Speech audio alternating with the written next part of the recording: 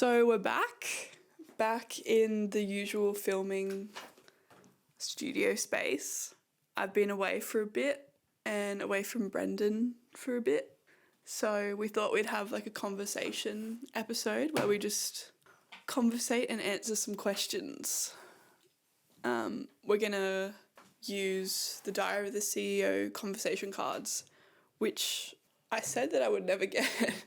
Well, I said it's silly to spend. I said it's silly to spend $50 on shipping, but I looked at it again and it went down to 40. So it's probably 20 now. Yeah, it was over Christmas and I was like, oh, I'm just going to surprise Brendan. I'm just going to get them because he won't expect me to actually get them because I said that I wasn't going to get them. So, and I was like, I really do want them. Yeah, so I thought it would be a nice gift for you and for us, really, to use. I think, yeah, it's really cool how all of the cards have, so the way that this deck works is Stephen Bartlett from Diary of a CEO podcast created them, and he, at the end of every episode, he asks his guest to leave a question for the next person to answer, and they answer the question from the previous guest. So these cards are a collection of questions. And the questions that are written, they don't know who they're asking it to, and the person who gets asked don't know who wrote the question either. Yeah. Yeah, which is cool.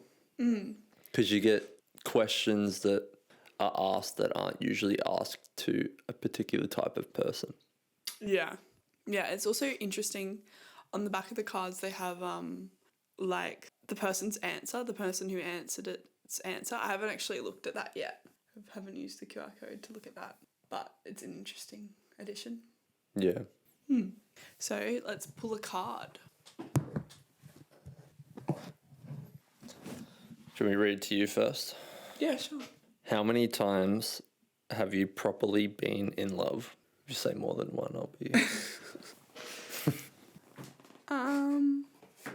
3? 3 times? But no, my brain was like, how can I make this as dramatic as possible? Yeah, it's quite funny. Were they all the same type, like in terms of, what's the word, magnitude? Magnitude, the same amount of love. I think it's different types of love, honestly. And each time, I think what kind of defined it for me, I was like, how many times have I thought in my head that, okay, this is my person? And, like, been fully dedicated and thought, like, I could see a life with this person. I feel like a lot of that is love. And, yeah, wanting to choose a life with them. But... So you felt that with 3 people? Yeah. So do you trust that less, knowing that it's been wrong twice? Or not been wrong, but... No, I still trust it because I still think that each of those relationships, like, they died because of their own reasons and there was good reasons. But I still believe that they're, like, good people and that if we wanted to, we could be in a relationship together. Like, it's not like I just trust that that feeling. It just wouldn't be the most ideal. Right. And I've realised that, like... But, yeah, so it doesn't change the love. Because I was going to say, like, is love based on things being ideal or not? But it doesn't change the emotion. It just changes whether it works in reality. Yeah. Yeah. And I think it comes down to, like, realising that love isn't enough in a relationship. Well, that I've found that. Well, it depends how you define love. If you adore somebody and think that they're amazing and, like, you want to be in their life, that might not be enough. Like, that's not enough, I don't think, to continue to be with someone. Like, I think your values and the direction where you're heading and what you want to be around every day, like, what they're bringing out in you and what you're bringing out in them, like, if those two things are, like, harmonious, that's a huge part as well. So I think, yeah, I've loved 3 people, and each one of them has taught me different things. But realizing that, like, that's love in a relationship way. Like, I have love for friends and family and all of that. But yeah, how about you? What was the exact question? How many times have you properly been in love? How many times have you properly been in love? I had another question, but I forgot it. Oh. I don't know if it'll come back. Do you I think it's important to define what we think love is to paint a better picture. Yeah, of our understanding. So what do you think? Well, I don't entirely know, because the nature of it kind of defies definition. You know what I mean? Yeah, it's more feeling, sensation, and like a draw. You can't really deduce it into words. Yeah. Like, anything I think of doesn't really quite encapsulate the entirety of it. But it has something to do with a willingness to be mutually vulnerable.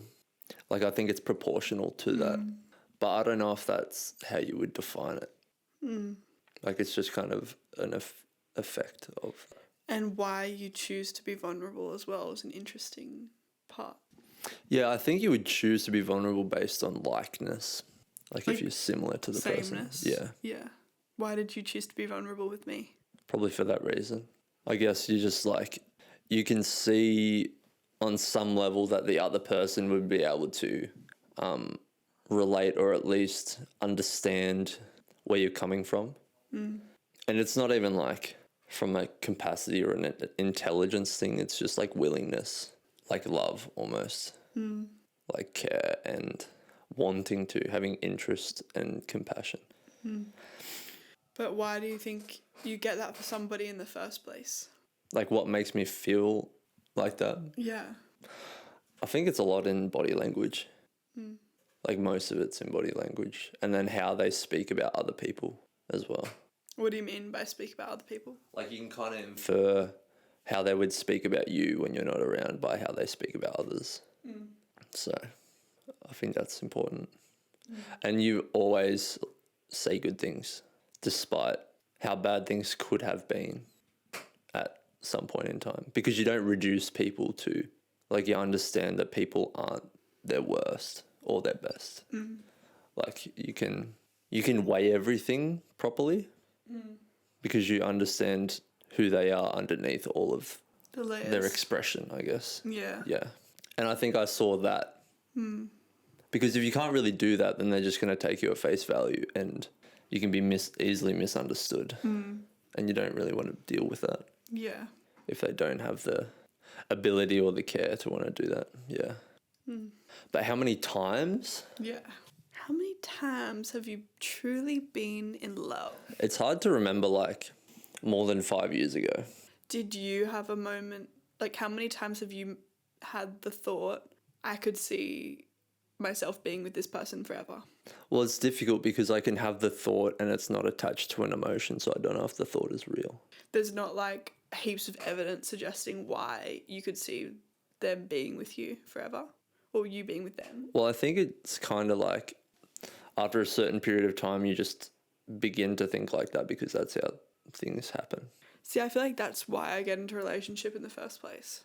It's like I will go through a matter of, like, deducing, like, if I want this person around long term and how my life and just daily, like, you know, like, mundane life would look with them.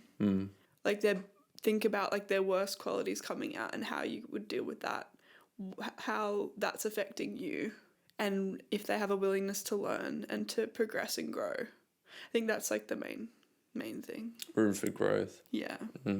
I mean, on the surface level, I think twice, perhaps more, if I could properly, like, recollect past relationships.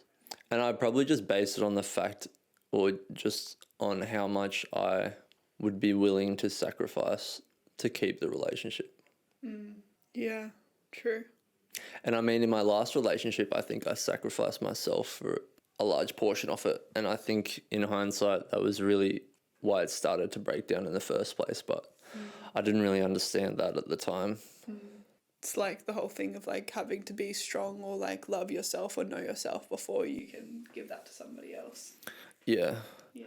But before that, all of my frameworks of, I mean, we're talking a lot about romantic relationships, which is, I guess, is kind of what the question is asking. Yeah.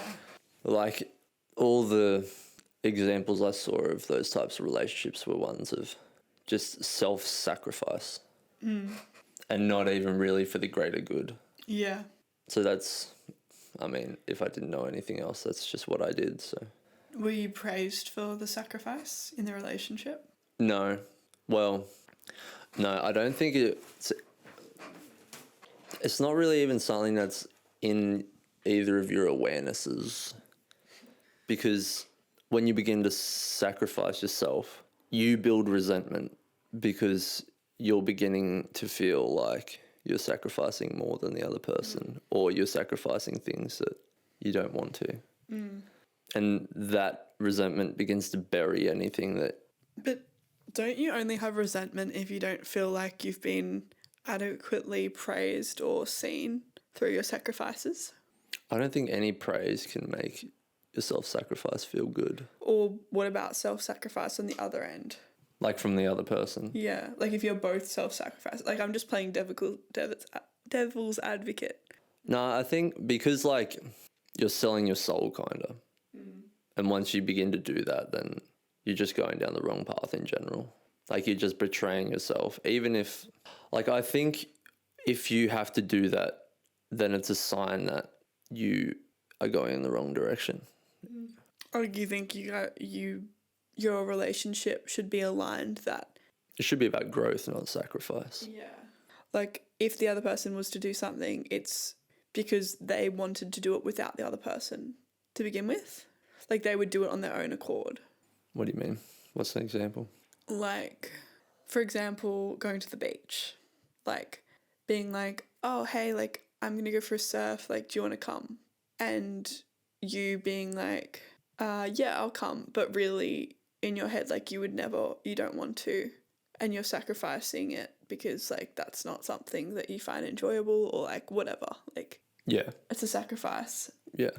But then if you were to do that on your own and that was something that you would choose to do, it would be different because you're both Well, like, it wouldn't aligned. be a sacrifice because you want to do it. Yeah.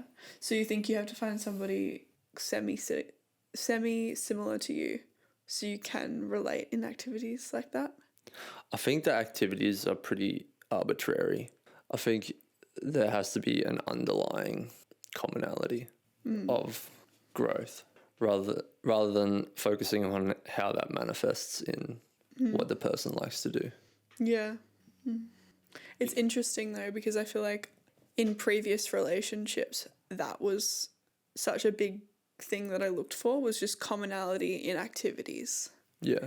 And in this relationship, we do activities that are like similar, but that was never the enticing factor of why I wanted to be with you. Yeah. I think like, and that was kind of how it was in the past relationship. I think when you focus on the things, like the things that we like doing together and we don't, we begin to identify with, I like doing this and I am this. Yeah. And if you don't like doing this, then there's some part of me that you don't like either. But it might also just be like I'm thinking that there's a misunderstanding or that they don't fully get you because of the activity. Like, I guess that's something that I think sometimes, and I know, and I unravel it in my head. I'm like, okay, that's not true. But sometimes on the surface, could be. Yeah, it could be. And it's worth thinking about. But yeah. Just because you don't like doing the same things doesn't automatically mean that. Yeah. Yeah, like, for example, going for a surf, and that's something that you don't often, that's not really what you find enjoyable. And in my head, I'm like, okay, well, like, how could you understand me then? Like, how, like, if you're not getting that feeling and you don't feel that draw, like, is there a part of me that you don't get or that you don't understand or that you don't feel within yourself? But then talking to you about, like, other things like hiking and, like, just the whole thing about ocean versus mountains. Like you have kind of explained to me a lot of the feelings that I get through the ocean, you get through like mountains and trees. Or just forests, I would say. Forest, yeah. Which is like interesting because at first glance I'm like, okay, he doesn't get it. And then when I start to talk about the feelings, you're like, oh, well, I actually get that when I'm like around the trees and stuff, and Yeah. I see that. So you can like, I feel like it was helpful for me to dig a little bit deeper and to question that with you, to like know your understanding of a sensational feeling or like draw towards nature. Yeah. I think people can hear like no and just become blind from that. Yeah. But when you're saying no to something, you're saying yes to something else. Yeah. And if you just focus on the no, you don't know what they're actually going towards instead. Like I say no to 90% of the things you ask if I want to do. Yeah. But it's because I'm focused doing something else. Yeah. But if I said no and I didn't do anything else, Yeah. then that would indicate that there's a problem at the core. Yeah. Like we still both have a common goal. Mine's just getting there in a different way. Yeah. And that's not a problem because we still have the common goal. But also, I think it would be a problem if I was still in a place where, in order to do the things that I like doing, I needed somebody there with me. Like, if I needed somebody there constantly, Yeah. it wouldn't be enough for me. Yeah. But because I've realised, like, I enjoy doing these things on my own, I'm going to do them whether someone's there or not. It makes everything, like, way easier. Yeah. Because in my head, I'm not, like, clinging to, like, the relationship aspect of, like, tasks or activities or anything. It's, like, okay, like, looking within me and being, like, what do I want? And then it means we can come together both, like, filled from our own activities and own accomplishments and things that we're working on. Yeah. Or wanting to do. Yeah. Yeah. It's all like trying to connect to the source. And people who, and I've done this, like people who attach to the activity and kind of view it, like you were saying, like needing someone to do it with them, because it's not so much about the activity. Your journey or your way to access the source is through the person. And that's dependence. And I think that's a crutch. And if that other person is independent and they can reach the source through the activity, then that's where the miscommunication can happen. Because it seems like that person doesn't care, because that person B is dependent on person A because that's the only way they have to connect, and they haven't grown the skill of doing it independently. Because if you do it independently, you both reach the same destination. Like you meet each other, you can bond over that together in a more strong way. Whereas if someone is just hijacking off you, then it's not like you don't resonate the same. Does that make sense? Yeah. So I think, it's important to not focus on the thing. When you're talking about, like, the source and connecting to it, I think it might help to, like, have some clarity around, like, what you're connecting to. So, like, for me, if I hear that, it means, like, the source in my definitions would be, like, connecting to, like, the earth, or connecting to, like, people would say, like, you're the best version of yourself, or, like, the inner, like, love, compassion, like, it's just, like, sense of, like, peace. Yeah. And source is, like, when you're at, like, a level of, like, peace and openness and awareness, then, like, more creative flow, more enjoyment, you're identifying with things that are, like, happening around you in the present, and you're not stuck in, like, past history or cycles in your head, or, like, overthinking things. Like, you're truly in the present moment. Is that how you see it? Yeah. Yeah. You're just happy doing things. Yeah. Because in a way, like, you're just happy being with yourself. But when I'm, like, deeply happy with being with myself, it doesn't feel like you're alone. Like, it doesn't feel like just yourself. Like, it's like you're with the whole world. Like, it's like an essence thing where you're just like, you're just zoned in. Like, you're just tapped in with the world. Yeah. Yeah. The source. Yeah. That's what I'm saying. Like, if you're tapped into quote unquote yourself, if person B, like we were talking about before, can't take that path on their own, then they don't feel that unifying feeling that you're talking about, like the other person does, so they feel like they're being left behind. Yeah. And then they're chasing what you have, the feeling that you have through you. And then you have to sacrifice to not have them feel like you don't care or like it's compromise. Yeah. How do you handle yourself being around With both hands.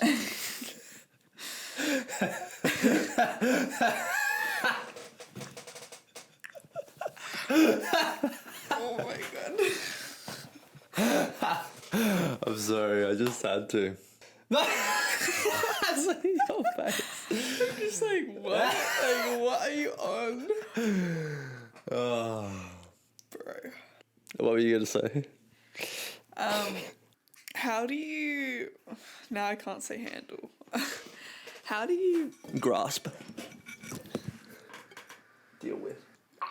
How do you grasp being around those who you can, like, feel that are energetically, like, grasping for connection that's not within themselves but within you? And you, like, I sometimes feel like there's a reliance on me to give them something because... Like, how do you not build a resentment or whatever from that? Yeah, how do you still act with, like, love and kindness and care for somebody when there's, like, a feeling of them trying to get something from you or, like, trying to search for something in you where you don't feel like I don't know, like, it doesn't feel peaceful to give it because you're feeling drained, not lifted. Yeah. I mean, firstly, I think it's important to realise that you are still like that as well. Like, there are things that elicit the same response in you. Definitely. So, and you can understand how that feels from their perspective then. And you no longer have any negative emotion towards them because, you know, we're all the same. Yeah. So next time that kind of feeling happens, I should just, like, reflect on a time or feel when I've done that. Like, instantly when you said, oh, we always do that, like, that's just human nature, I think of, like, so many times and situations where I do grasp for help or, like, grasp for, like, try and cling to somebody else. Yeah. And, yeah, that feeling is not good, but hard to fully get away from. Yeah. I don't think it's possible to... And maybe it is. Maybe it's possible to not have that. But... Well, it's like learning to walk again. Like, if you had an injury. Like, you're pretty stuck there while you have the injury, but eventually you can go to rehab and work your way out of it. But if you were the caretaker, then it's easy to see the burden that they're putting on you by being injured and you having to, like, they can, like, the person injured can place the responsibility on you of taking care of them. And I think that's where the resentment can come from if you don't want to be responsible for that. Yeah. Like, at the moment, I still feel like a lot of the time I'm trying to replenish me, like, trying to keep me in a place of feeling, like, connected and, like, peaceful and present in the moment. And that when I feel that I'm really trying to focus on that and that people are kind of reaching into my energy and trying to pull it. Trying to steal it. Yeah. I'm like, Yeah. Because I don't want to be like, no. Or like, I just don't know how to act. And then I just kind of get quiet and I'm like, okay. Yeah. How do I protect me but also give? Like, it's very difficult, like, in the moment. Yeah. But if you work to improve yourself, you'll have a bit bigger of a buffer. So you can withstand more of it when you get placed in those situations. But a lot of the time it's just not putting yourself in those situations to begin with as well. Like, sometimes you can't help it and it's unexpected. I feel like and that's when you need the buffer. Yeah. all the things I'm thinking is just like, it's just daily life. Like it's not like I can just hide away. Yeah. In a protection and bubble. I'm not saying you're doing that either, but I think some people are repeatedly putting themselves in the same situation, not realizing that, like, they build resentment I feel like I against definitely, someone else. I feel like I definitely have that. Yeah. Yeah, totally. And if they just cut the person off, then it would protect you, but it would also, it's the best thing for them because then they have the opportunity and the space to go within, which is where the solution is. See, Like, by you sticking around and letting them steal your energy, yeah. they don't have to do the hard work. So you're enabling them by being there. And if you really cared Yeah. in the roundabout way, you would distance yourself because you're respecting yourself, but you're also But that's helping. also not, they have no reason, they don't understand why you're leaving or why you're distancing yourself. Like, I think an explanation or something needs to be communicated before you distance yourself, I think. Yeah. But it's hard to communicate in a way that's like loving and kind and like coming from the right place. And I think it's, yeah, totally it's possible to do that, but it's hard not to feel like there's some sort of resentment coming through in communicating that. And unfortunately, oftentimes, if it's gotten to the point where you feel like you have to cut them off, it's probably not going to be very fun because they're probably going to have some type of emotional reaction. I don't feel like I need to cut anybody off. I just feel like I need to explain the dynamic and what I'm feeling to people to understand it. I'm just saying if it is a recurring thing that you keep placing yourself in, it's important that you do. But I don't think it's an issue of that. I think it's an issue of communicating it correctly. It might be, but 90% of the time, it's still going to continue to happen because it's habit. But maybe it then would make you feel okay from backing away. If you've communicated it if you've kept trying to communicate it at the best of your ability. Yeah. You just got to tell the truth. Yeah. Yeah. Which is scary and vulnerable, but necessary. Yeah. Did we get to the bottom of your questions? The 3 loves? No, you said 2. How many times? I don't know what I'm saying. What do Did you you mean? answer the question? Yeah. You said twice. Yeah, I think twice, but I don't know. Adler has this quote, all problems are interpersonal relationship problems. What do you think about that? It's true. Why do you think it's true? It's kind of like saying, why is the sky blue? You know? It's just how it is. Like if you didn't have 2 people, like if there was just one person, there wouldn't really be any problems. You would just be. Yeah. And I think that's what happens when you cut yourself off and Yeah. become just one person. All your problems go away. It's not instant because there's still residue from that. But over time, like I spent a long time by myself recently. And towards the end of it, it was just so easy. But then how do you explain humans needing each other? Like needing relationships to flourish and to like live longer, and those who have like around like 3 to 5 really close relationships report being happier. I don't know. You don't know? I don't know, really, because I think what the social aspect is just the sharing of the joy that you get from yourself. Like, it's just the sharing. Like, you can't create it out of thin air. Like, it might seem like you can, and sometimes it's quite sneaky, if that makes sense. But it comes from a person's joy and excitement within themselves. Like, if you get 2 depressed people together, Yeah. it's... But think about like a really happy moment of your life, like the happiest moment of your life. Was that with somebody? It wasn't because I was with somebody. Why? What was it and why? I don't know if I can think of one really the happiest moment. Just a really happy moment. Because all my really happy moments... Well, it depends how you get happiness. Because for me, it would be from a sense of pride or fulfillment, satisfaction. Pride is probably the wrong word.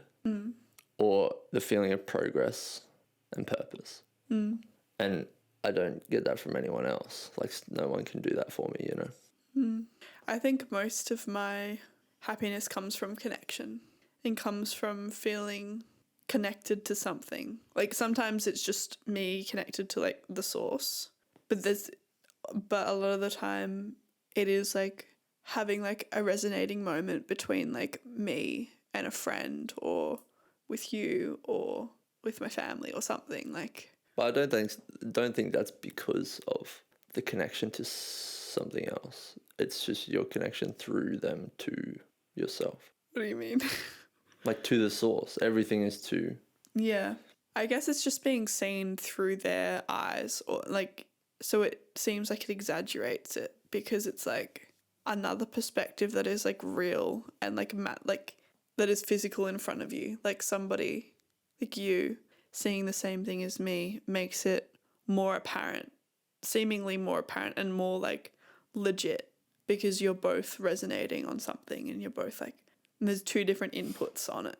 But really, if you're finding truth, it's coming to the same thing, same conclusion. Do you get your happiness from that? Yeah. So if you only had that, you would be happy. Yeah. But what if, okay, what I mean by that though is if you only focused on the connection, if there's nothing within you, then you can't connect over anything. Yeah. Definitely. That's what I'm saying. Yeah. That's true. Like it's always sharing. Yeah. And to share, you have to have something of your first, own. Yeah. So first is just you. Yeah. Always. And then it heightens it when it's seen by somebody else. It's like more legitimate for the self. Or you're just sharing a common belief. Yeah. Yeah. Breaking worlds over here. Shattering the universe. It's weird though. I think I'm a little bit broken in that way because, well, not broken, but I don't think I grew up quite isolated from groups of people, I guess. And so I don't think I developed that social thing as quite the same as everyone else. So I don't have the dependence on it like a normal person. Like a normal person. Yeah. No, I'm serious though. Like I'm not normal. Yeah. Would you agree? I would say you're quite abnormal. You called me freaking insane the other night or crazy, whatever it was. I said they're not as insane as you. Yeah. Yeah, because you're abnormal, but it's great. Yeah. But if it was the other way, like there's yourself and then there's the social sharing aspect. Like you can just as easily develop the social sharing one and then not the self as much. Like you could flip it. Does that make sense? Yeah, I don't and think you can run into trouble with that. Yeah, it's not as long-lasting or concrete and way more inflexible. And people try and feed that, Yeah. thinking that's where it comes from. But yeah, and that's probably where my most confused states of being is just like around lots of people all the time, taking bits of information from everybody and not having my own values or like things set out properly yet, and then just like having this like huge like mismatch of like information just rolling around my head and be like yeah. And I feel like the only way to get through that was like solidarity or like focusing on my like questioning myself and going like deep within. yeah. Do you think there's anything missing in that? Well, it's interesting because I think when you do go like within, I don't know if I'm answering your question. I think there's anything missing from what Like, part of it? That theory or whatever, like that framework. Like, do you think the interdependence between self and the social side, like that link is required? Like you were talking about before, we have like a biological need to be social. But is that just a biological need? Because if we didn't exist in tribes, we would suffer individually. I think that most people, it's hard to learn. Like we've got to learn from something or some sort of role model. But maybe that's just because... Is that just childhood though? Like Yeah. you're kind of good when you're an adult? Like you wouldn't die. There'd obviously be a lot of things that could be better, but Yeah. it's not 100% But you're necessary still- for survival. You're still operating out of, like, things that somebody else taught you or that you saw. Like, I don't know Yeah. what it would look like if you were the only person alive on this earth and you just had... Like, just say that you could get all your basic needs met in terms of, like, food and, like, security. Yeah. Like, love, I don't know, because, like, love is a huge thing that you need to be given love and nurtured and, like, touched and cared for, like, as a baby. And, like, kids die when they don't have that. So... But do you think that is just because the body is always trying to analyze the situation as being, like, safe and Yeah. nurturing? Like, if you're not given love for the first 2 weeks of being a newborn, chances are you're not going to be in a healthy environment Yeah. for life. Yeah. So it just It ceases. just cuts you out. Yeah, that's what they think happens. Yeah. Yeah. So it's purely biological. It's not spiritual in any sense. Well, there probably is a spiritual aspect. What would that be then, do you think?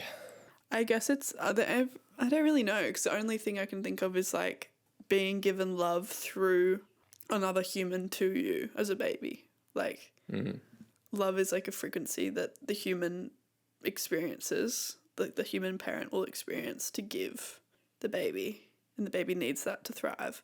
But how does the baby get the love without a kind of, like, host? Like, I don't know. Well, maybe it's to do with consciousness, because a baby isn't very conscious when it's born, but as it develops, it becomes more conscious, and then it can produce it itself. Yeah. It can access the source individually, but it needs to feed off the adult's connection. And we're talking about the dependence as well through relationships. Yeah. People don't really grow out of that. Yeah, well, your brain isn't developed, and your organs and, like, a lot of the energy that you do have is just going to pump your vital organs. So the consciousness isn't really a necessary thing because you have a protector Yeah. over you, and that can develop later. But there's so much trust, and that's probably why the love is needed, because there's so Yeah, much trust that's what that I'm that saying. vulnerable baby, like, life is giving to a parental figure. And it's relying on that until it can develop its consciousness. Yeah. Yeah. It's such a crazy turn of events. It's very interesting. Yeah.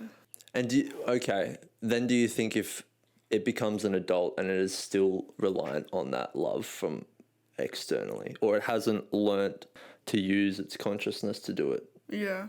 independently, is that the fault of the parent? Like, not even, I think- they might not necessarily be doing it deliberately. That might just be how they were raised. Yeah. I don't think it's the fault, it's the circumstance. And it also means that, like, that baby hasn't been around people to witness. Like, there's not been any, like, role model. It might not be the parental figure that shows them love. It might be, like, an auntie or a friend or something. But by circumstance, they've had none of that, which is very unlucky. Yeah. And then become dependent. Maybe that's how psychopaths are created. Narcissism. Yeah. Or narcissism could be one result of that happening. They sort of interpret it as... I don't really know narcissism well enough to probably give an accurate idea, but... Narcissists feel love, but their view of love is warped. It's external validation, Yeah. and self-esteem is, like, so fluctuating. Yeah, But they there's don't no- have the ability to get it from themselves. Like, they haven't matured from that. It's not stable. Because they probably didn't have an example of it growing up. Same with psychopaths, I reckon. Like, I Yeah. reckon it's just very, very unfortunate. Did we just diagnose the origin of We created psychopathy and narcissism? We created a hypothesis for it. I'd be shocked if that was not the case. Yeah. Because it makes total sense. Yeah. So blame your parents if you're a narcissist, basically, is what I'm saying. Yeah. But I don't think it's all up to parents. A lot of it is so much to do with luck, because Yeah, just the a lot of community that people- you were raised yeah. by. Yeah. Yeah. Your community that's there, even like a brother or a sister that somehow got it from somebody else, and then that they helped They the kid. caught it. They caught.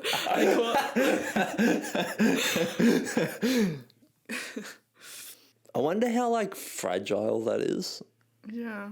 Like how easy it is to trigger that inside somebody. Because I feel like it would have to be pretty sustained for the person to learn or to not learn Yeah. to do it themselves. Yeah. I think it's like a dosage kind of thing, like needing like a, I don't know what the threshold of love and care would be Yeah.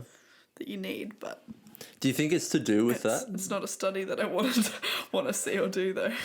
Do you think it's to do with that, or do you think you can, like, do you develop narcissism and, what's the word, psychopathy Yeah. from, because it's not associated with being a victim of helicopter parenting. It's usually the opposite. So how does that work? Because the distance would almost teach you to do it yourself, right? The distance. Like we were talking about the dependence on someone feeding us that love frequency. But if narcissism and psychopathy usually comes from a lack of that. Are they just cut off from it too early so it burns them? Like they cut off prematurely at a young age? Could be. Yeah. Or they just didn't have enough to grow properly? I don't think it would be frequent enough. Like it was unstable.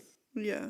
Or like, I think that's where patterns of, narcissism would come from, like, both would come from very inconsistent and, like, not unconditional love. It would be, like, very conditional. Yeah. And they only get given love when they're being good and acting in a certain way, and Yeah. all very, very dependent and unstable and not calculated, though, because it wouldn't even just be when you're doing something good, you get good love. It would be, like, It'd be purely emotional. very reactive and, like, Yeah. unstable. Yeah. That would explain what, like, the spectrum from, like, purely narcissistic to not. Like, you can be somewhere in between there based on how stable all of that stuff was for you. Yeah. But it would be so diverse. Yeah. It'd be hard to know. Yeah. Come back next time for more narcissism conversation. Thanks for tuning in. And if you're not subscribed already, you should subscribe. Or we'll come to your house and subscribe for you. See you guys. Bye.